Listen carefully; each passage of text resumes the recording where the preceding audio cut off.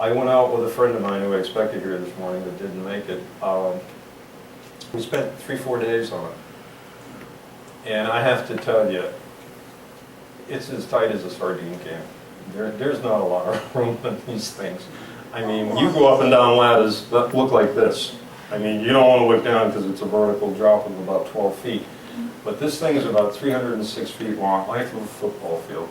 It's about 36 feet wide. It's fairly well armed. It's not as fast as a destroyer. These were made for what they call slow convoys, those that were taking the big tankers that could only do 8, 10, 12 knots.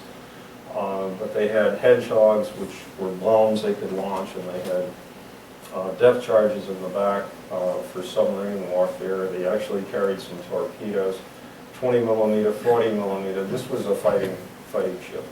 This ship meant business when I came after you.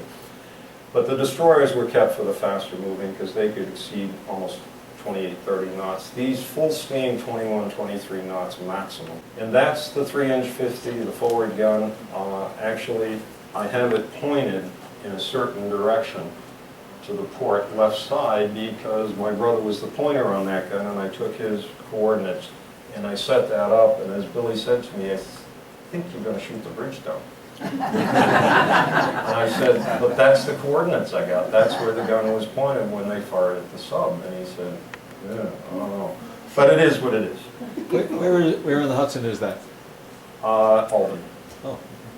And there's some of the volunteers, and you know, we were talking, and after a hard day's work, we were talking about the ship, and you can see we're really doing work on it. You go over the sides, you paint it. I mean, the thing is beautifully restored, and it's all private money. Now, this is the USS Joyce. And why do we talk about the Joyce? Well, the Joyce is another ship, part of that Escort Division 22, but the Joyce and the Leopold were really like the left hand and the right hand. The Joyce was captained by a Robert Wilcox. I think probably bigger than life from the stories I've read.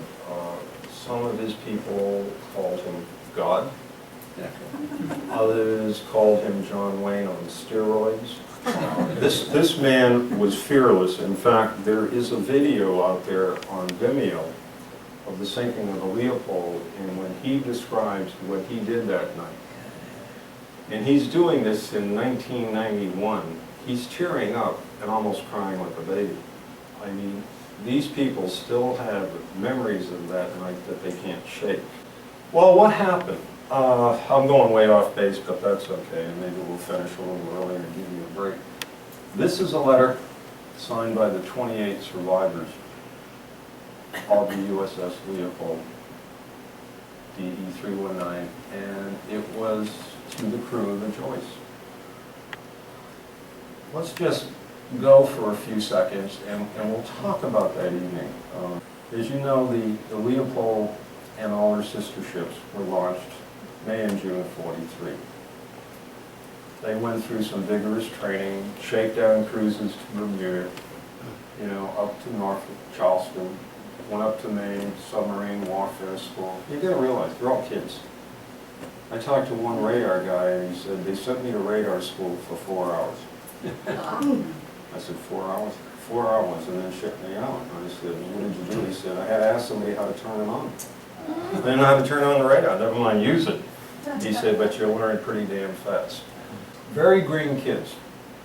They took one convoy, the 6 sister ships, and it was one of the largest convoys in World War II. Its code name is not important, but it went off around December of '43. There were over 100, 120 ships in that convoy. And they made it across the Atlantic and got to Londonderry, England, and other ports uneventfully. And of course, once they unload, then they have to come back and do it again, and do it again, and do it again, and do it again until the war's over. Somewhere around the 1st or 2nd of March, another convoy is forming up. This time it's in New York Harbor. It's just outside of New York. And there are 27 large merchant ships. Most of them are tankers. And Escort Division 22. The Leopold, the Joyce, the Poole, Peterson, Havison, Kirkpatrick, etc. was assigned protective duty across the Atlantic. Destination, Londonderry, Northern Ireland. So they set sail, and, you know, my brother, I guess, was not only my best friend, my best man, a great teacher, mentor, golf instructor, golf teacher, you name it, he was it. A total people person. He was also anal. He kept a daily log. I mean, why you keep a daily log on a ship, I don't know, but he wrote each and every day. Well, we don't have the log of that second trip because that's at the bottom of the Atlantic, but we have the log of the first one with the big convoy. And the stories, just the day by day, and you can see the attitude of the people on the ship. It's like Armin Bergen said, it's days and days and days of sheer boredom interrupted by an occasional stark terror. And I guess that's what it was like serving on these ships. So they're out, it's 9 March 1944. The way these convoys were protected is they had the 6 destroyers, escorts, in a V, like a flock of geese. They would have a lead destroyer and probably one in the rear. Now, for some strange reason, and we don't know, the convoy commander was this Captain Tillman of the Merchant Marine, but the escort division commander was a Captain Kenner of the Coast Guard. And he's on the lead destroyer escort. He's up on the pool, and he makes all the decisions as to which ship's going to be in which position. If there's any suspected enemy activity, he gives the order to have the convoy zigzag or split apart or do whatever it has to do for survival. So in either case, they're out at sea, and it's probably, I don't have an exact time, but an order came down for the Kirkpatrick, which was on the right middle flank, to switch positions with the Leopold, which was on the left middle flank. So you got this. In and of itself, nothing. Except at about 7:30, quarter of 8 that evening, the Leopold picks up a radar. Actually, it was a Huff-Duff contact, high-frequency directional finder. The Germans were pretty persnickety about how they performed things. They couldn't attack until they went back to headquarters. Ask permission. Hmm? They had to ask permission. They had to literally ask permission. We discovered, said Convoy, do we have permission to attack, yes or no? And it went back to Admiral Donutz's headquarters. And, you know, Donutz was like Rommel. What Rommel was to tanks, Donutz was to submarines. And a fantastic Navy admiral, there's no question about it. So they communicated for some reason, and the Leopold, being the only one of the 6 ships to have this new electronic device, which is about the size of a house with tubes in it, today it would probably be the size of a quarter, picked up the radar signal and contacted the pool. Well, Kenner said, go check it out. So they, you know, go into battle stations and they reverse course, and it's about maybe 5-10 miles behind the convoy. Now, if you read the Germans saw the convoy, and as Oberlieutenant Harms of the 255 U-boat said, I was on the bright side of the convoy. I needed and was working my way to the dark side so that, you know, once he torpedoes, you can't see him. They really wanted to shoot surfaced if they could for better accuracy. In either case, he's on the surface, and out of nowhere comes the Leopold. I mean, you gotta just picture this. The sub is going this way from right to left, and the Leopold is coming full speed. Full speed, 23 knots. The captain of the Leopold, Ken Phillips, who initially I thought must have been the world's biggest rookie, turns out to be a 1931 Coast Guard graduate. So he's got 11, 12 years of ship experience. He's not a rookie. They spot the sub. Actually, it was that #1 forward gun that saw it first. They radioed up to the captain, and he ordered full speed ahead, we're going to ram, open up all guns. So they started shooting the 2 3-inch 50s with star shells to light up the sky. They see the sub. The sub now detects the Leopold coming at them and says, we got to get the hell out of here. So they're starting to dive. But meanwhile, they're very visible.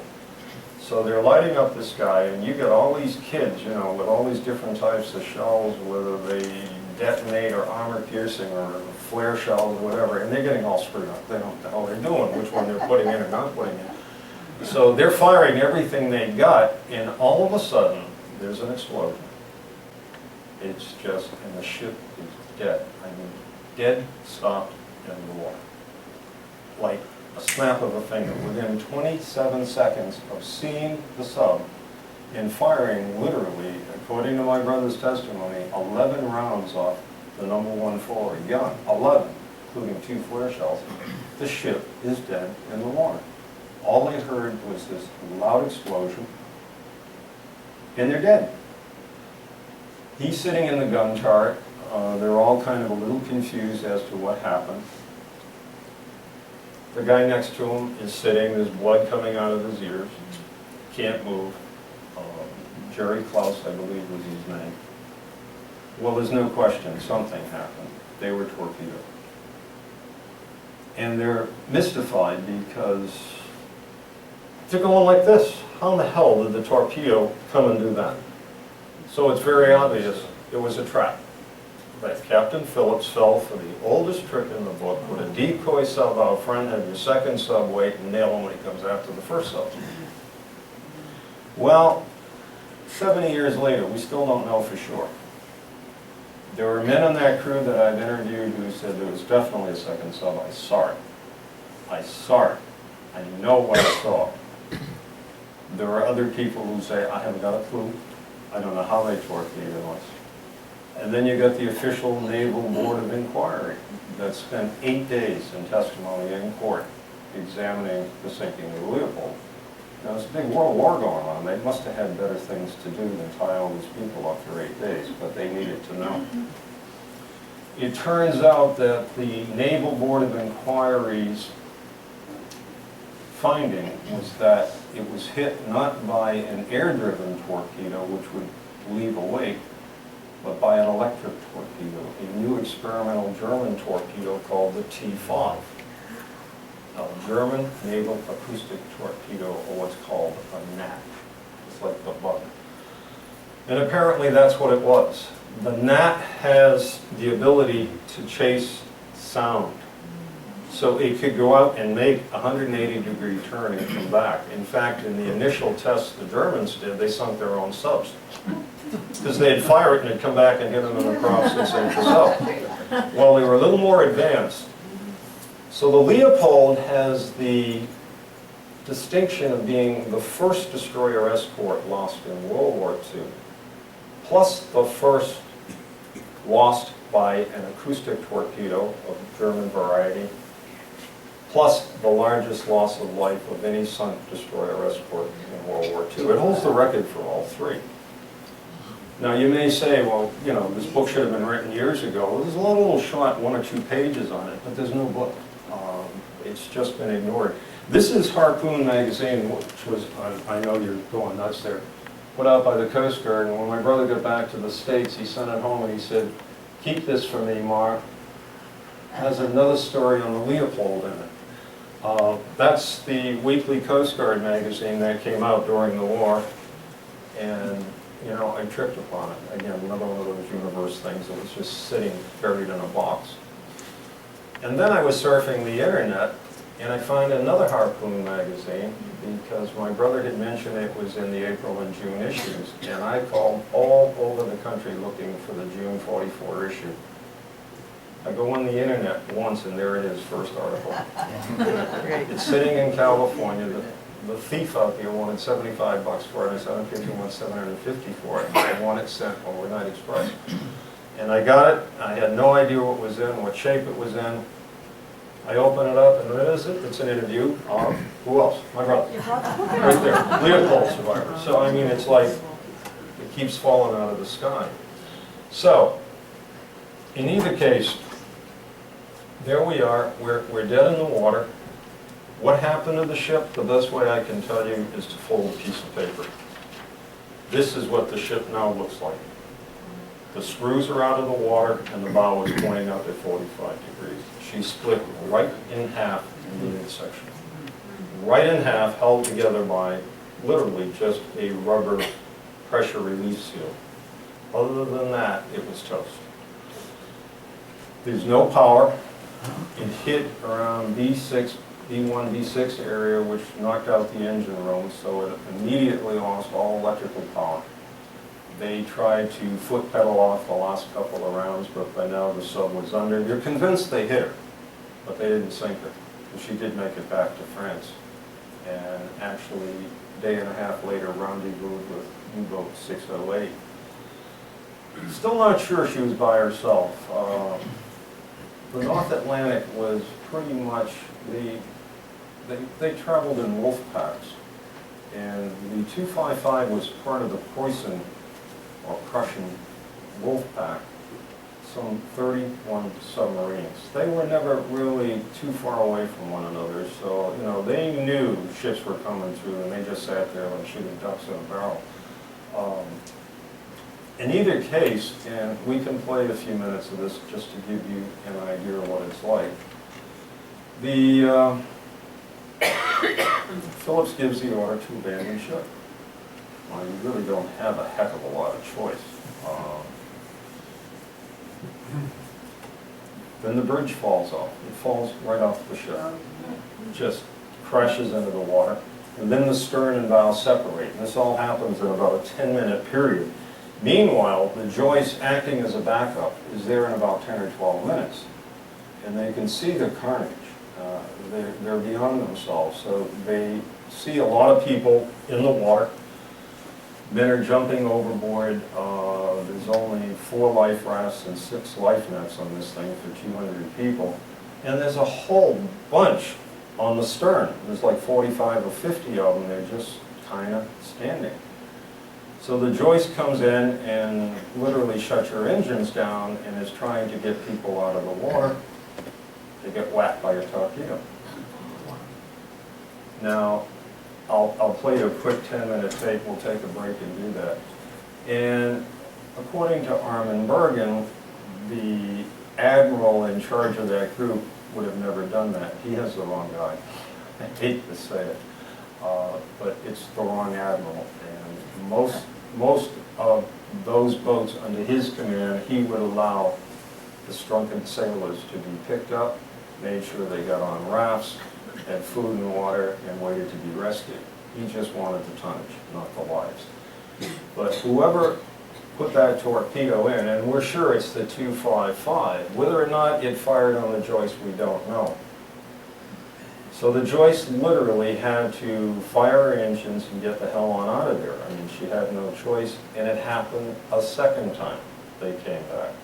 And they're circling, and meanwhile, the ship is now split in half. The stern rolls over, knocking all 50-plus guys into the ocean.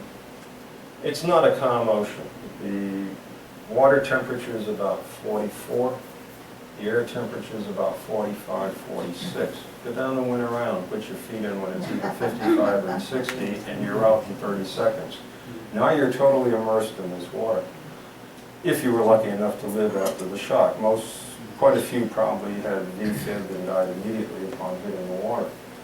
And again, I don't care how young and how strenuous and immortal these teenagers were, they didn't make it. When it hit, it got the black gang. And these are not black African Americans, these are the engine crew. That was the nickname for the DE guy that I met earlier. That's the black crew. Because they're always cut and covered in diesel fuel and all that other stuff. And it's a filthy place. Even on this restored ship I went down, I felt I needed a shower after just walking through it. They never knew what hit them. They were just wiped out. The torpedoes literally hit underneath the keel with a magnetic head exploding, and it split the keel wide open. So the ship rolls over. A few climb back on board, not many. Most were lost once it rolled. As I said, the air and water temperature was low, 40 degrees. Survival, 15, 20 minutes, probably a half hour maximum, if you're lucky. There were a few people hanging on the bow, but not a lot. My brother was up there wondering, he was watching people jump overboard, go into the sea, never to be seen again. And this was at 8 o'clock at night. They were hit exactly at 8 p.m. Wintertime, March 44. The seas initially were probably 6 to 10, and by the time the rescue was done, the waves were over 30 feet. So you got people bobbing and stuff that would go over this building, like small tsunamis, trying to figure out, how do I survive this? Do I survive this? And the people that jumped into the nets were never seen again. The nets just folded in half, sucked them under, and down they went. Those who were lucky enough to have the K-Pock vest did pretty well, at least for a period of time. They also had a rubber belt that inflated with a CO2 cartridge, but if you didn't know how to use it, it immediately bent you in half and stuck your head in the water, and you drowned, and you couldn't break away from it. And there were only 4 life rafts, which were really nothing but donuts with a net in the middle. And of course, any supplies that they had on it was underneath. And these things are about half the size of this room in a tortuous North Atlantic Sea. You don't roll them over. It's impossible. So a lot of people were lost that evening. Well, to be exact, 28 made it out of 200. So it's 172 went down. We probably lost 12 in the engine room. So about 160 people literally drowned and froze to death at their own individual pace. And I can't imagine a more horrendous ending to a battle than that.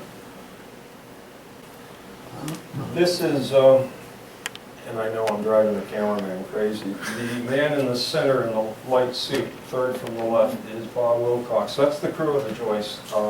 These guys were pretty active until they're down to 7 or 8 or 10 of them now. But they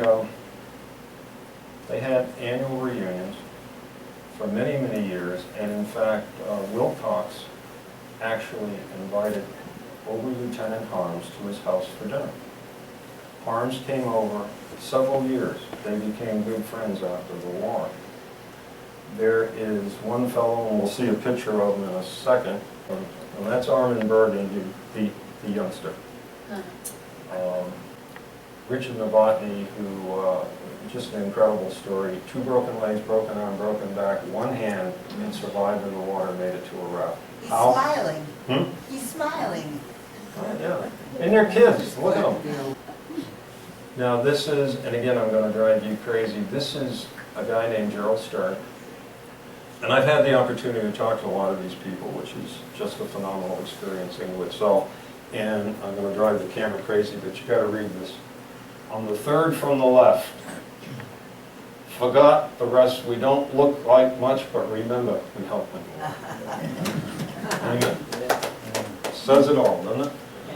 And that's going into part 2, and we'll get to that in a minute. So, here you are. The Joyce is trying to get people out of the water. In fact, at one time, they had the executive officer, Lieutenant Cohn, C-O-N-N, in the water with a rope around him, and there's another seaman who was, as I've heard, quite heavy.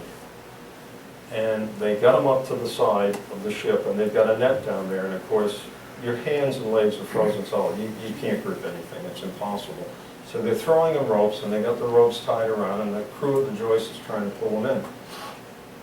And eventually they found they couldn't even do that, so they went overboard, risking their own lives, tying ropes and going down one at a time and grabbing people as 3 or 4 were pulling on board. It's the only way they could get them onto the Joyce. Remember, the seas are out of control, the water is freezing, and the Germans are firing at you during this whole thing. So they were just about to get this seaman up, and the lieutenant is literally pushing him as best he could, and another torpedo is sighted. Engines full speed, the rope snaps, they're both lost for eternity. That close.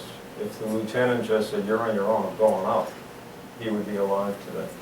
But that's what happened that day. A lot of people sacrificed for other folks, which is another story in itself. Folks, these two lovely people up back are the Silvers, and they do a lot of videotaping for Salem Cable TV, and they did a magnificent production on the Purple Heart ceremony for Sparky last May, and I'm going to play you a short section on that. Well, in either case, we're in the evening of March 9th, 1944, and people are abandoning ship as best they can. And I can't put this back on. Oh, the heck with it. If I remember correctly, I gave you 3 gentlemen that were alive, and I just want to mention very quickly Harry Dobby, who got the Purple Heart. He tried out for the Brooklyn Dodgers before the war. I thought that was interesting. And Gail Fuller became a New York State Trooper all his life. And Armin Bergen, a little kid, as he said to me, it is such a shame that I made my future in the death of all those young kids. He was one of the survivors.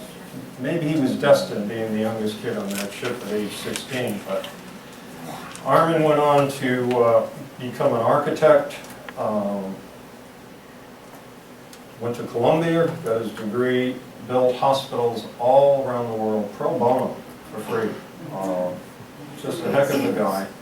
Still very active in the retired sailors associations around the country. He's at every single reunion, no matter where it is, even if you have to carry him on a stretcher. These guys are diehards. But before we go into a 10 or 12 minute audio, let me just say that the rescue started literally. The Joyce was on the scene by about 8:20 that evening.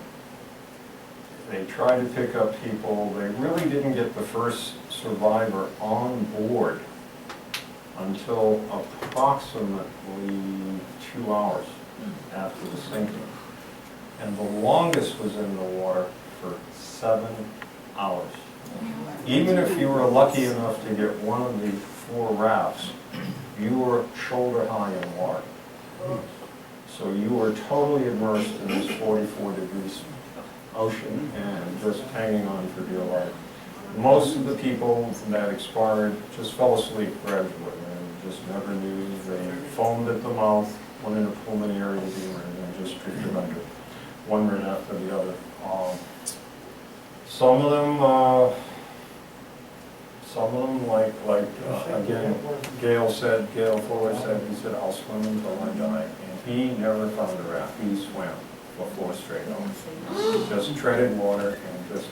What was happening is the seas were so rough. If you were lucky enough to get to a raft, the raft was blowing you into the ship at such a speed that it would knock you off or crush you or break bones. Some got stuck under the screws, because remember, the ship was bent in a V, and the raft would go under, and the ship would come down with the waves, knock people off, never to be seen again. I mean, it was just a horrific night. I hate to say it, it'll make a great movie, but it's going to be a sad one. But they finally did rescue the 28. They made it to Londonderry, and I may not play that section. And when they got into Ireland, they were greeted by some of the Protestant half of Northern Ireland who said, you know, there may be a world war going on, but we're still fighting our brother's father-in-law. And here are some 45s in case anybody tries to break into your barracks while you're here. And my brother's going, what? And here's a couple of cases of beer. So they strung up beer cans all around their barracks and were told to shoot anything that looked like an Irishman. Which is kind of strange because my brother ran a store in an Irish neighborhood 35, 40 years after the war, but that's World War II. There's a funny side story I'd like to give you, and it's on the Kirkpatrick, which made it obviously the Londonderry before the Joyce, because the Joyce literally spent about 18 hours doing the rescue. And the Kirkpatrick had a cook who was, we've been in love with the juice, and he decided he would write a ship's newspaper once a week because they were constantly at sea and the like, and it was a rather risque thing, but the crew loved this guy. And he was older, he was about 35. And they finally got into Londonderry, and the cook is telling my interviewee, Freddie Fairbanks, off the Kirkpatrick, he said, Freddie, I'm going up to Belfast, I want to visit my aunt. And Freddie said, you can't, it's off limits. There are Nazi infiltrators all over Northern Ireland. they're sympathetic to the Irish and vice versa. He says, I'm just going to see my aunt. He said, you get caught, you did. I don't care. He gets on a train, he's heading to Belfast. Never made it. British Royal Marines arrested him when he got off the train. All right, first stop, and said, you're done. Threw him in the brig. 5 days later, the convoy's getting ready to come back to the States. You get 20 Royal Marines, right? With marching down with the swagger stick, and he's like this in handcuffs. And they walk up, and they get the captain of the Kirkpatrick, and he said, he's to be summarily court-martialed. Summarily, meaning immediately at sea, all right? So, you know, the captain, this guy Barnabas, looks around and goes, yeah, okay, whatever. Takes the papers, and they release him to the crew of the Kirkpatrick. And he says, get up and go to your bunk, I don't want to see your ugly face. So he gets on the phone, and he calls the captain of the Joyce, this Wilcox, this man bigger than God, and says, Bob, here's the problem. And Wilcox says, do you think in the middle of a war, I'm taking 70 ships back to New York. I've got 6 destroyer escorts. He said, do you think I'm going to lower whaleboats and put 6 captains at risk of their lives, not to mention the crew, to have a summary court-martial in the middle of the North Atlantic because the cook wanted to see his aunt rip the goddamn paper up and throw it away. Set sail. And that's how it went. I mean, it's a true story. I mean, you can't make this stuff up. All right, let's see what we got.